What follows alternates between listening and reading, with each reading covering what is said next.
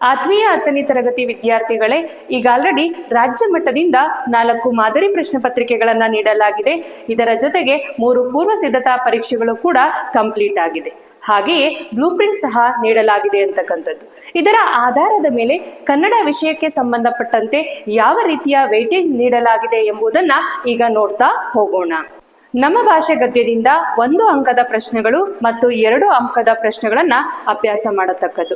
ಹಾಗೆ ವ್ಯಾಘ್ರಗೀತೆ ಲೆಸನ್ಗೆ ಬಂದಾಗ 1 ಅಂಕದ ಪ್ರಶ್ನೆಗಳು, ಹಾಗೆ 3 ಅಂಕದ ಸಂದರ್ಭದ ಪ್ರಶ್ನೆಗಳು ಮತ್ತು AN ಮೂರ್ತಿರಾವ್ ಅವರ ಲೇಖಕರ ಪರಿಚಯವನ್ನ ಅಭ್ಯಾಸ ಮಾಡತಕ್ಕದ್ದು.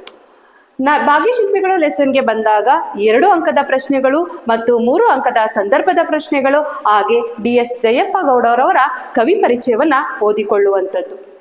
ಎದೆಗೆ ಬಿದ್ದ ಅಕ್ಷರ ಮತ್ತು ಯುದ್ಧ ಲೆಸನ್ಗೆ ಬಂದಾಗ 3 ಮಾರ್ಕ್ಸ್ ವೇಟೇಜ್ ಅನ್ನ ನೀಡಲಾಗಿದೆ. ಇದರ ಆಧಾರದ ಮೇಲೆ 3 ಅಂಕದ ಸಂದರ್ಭದ ಪ್ರಶ್ನೆಗಳನ್ನ 2 ಗದ್ಯದಿಂದ ಓದಿಕೊಳ್ಳಬೇಕು.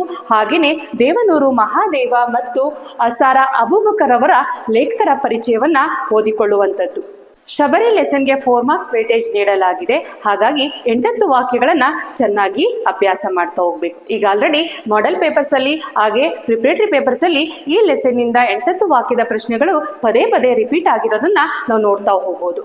ಇನ್ನ ಅಗ್ನಿಭೂತಿ ವಾಯುಭೂತಿಯವರ ಕತೆ ಮತ್ತು ಲಂಡನ್ ನಗರಕ್ಕೆ ಸಂಬಂಧಪಟ್ಟಂತೆ 1 ಮಾರ್ಕ್ಸ್ ಮತ್ತೆ 2 ಮಾರ್ಕ್ಸ್ ಕ್ವಶನ್ಸ್ ಅನ್ನ ಚೆನ್ನಾಗಿ ನೀವು ಅಭ್ಯಾಸ ಮಾಡ್ತಾ ಹೋಗ್ಬೇಕಾಗುತ್ತೆ.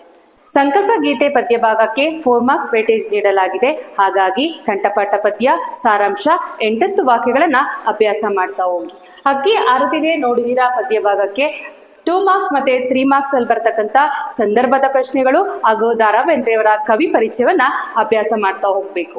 ಕೌರವೇಂದ್ರನ ಕೊಂದೆ ನೀನು ಪದ್ಯ ಭಾಗ 4 ಮಾರ್ಕ್ಸ್ ವೇಟೇಜ್ ಇರೋದ್ರಿಂದನ ಇಲ್ಲೂ ಕೂಡ ನೀವು ಕಂಠಪಾಠ ಪದ್ಯ ಸಾರಾಂಶ 8 ವಾಕ್ಯಗಳನ್ನ ಓದಿಕೊಳ್ಳುವಂಥದ್ದು. ಅರಮನೆ ಮೆರವಂ ಮತ್ತು ಹಸುರು ಪದ್ಯ ಭಾಗಕ್ಕೆ 3 ಮಾರ್ಕ್ಸ್ ವೇಟೇಜ್ ನೀಡಲಾಗಿದೆ.